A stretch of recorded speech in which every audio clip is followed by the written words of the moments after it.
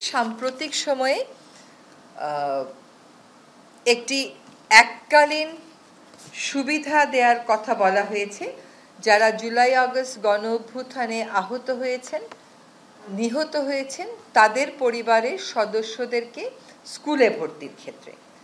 এদের সংখ্যাও আসলে খুবই কম, মাত্র 12,500, মানে সংখ্যা কম ইন দ্য সেন্স যে 12,500 মানুষের জন্য এটা একটা এককালীন সুবিধা হিসেবে থাকবে শুধুমাত্র স্কুলে ভর্তির ক্ষেত্রে। এবং এইটা ক্ষতিগ্রস্ত পরিবারকে যে এককালীন সহায়তা দেয়া হচ্ছে তারই একটা অংশ হিসেবে বিবেচনা করা হচ্ছে। এটা কোনোভাবেই কোটার সাথে তুলনীয় নয়। আরেকটা বিষয়ে আপনাদেরকে একটু ব্যাখ্যা দেওয়ার প্রয়োজন, সেটা হচ্ছে মব জাস্টিস বা মোরাল পুলিশিং।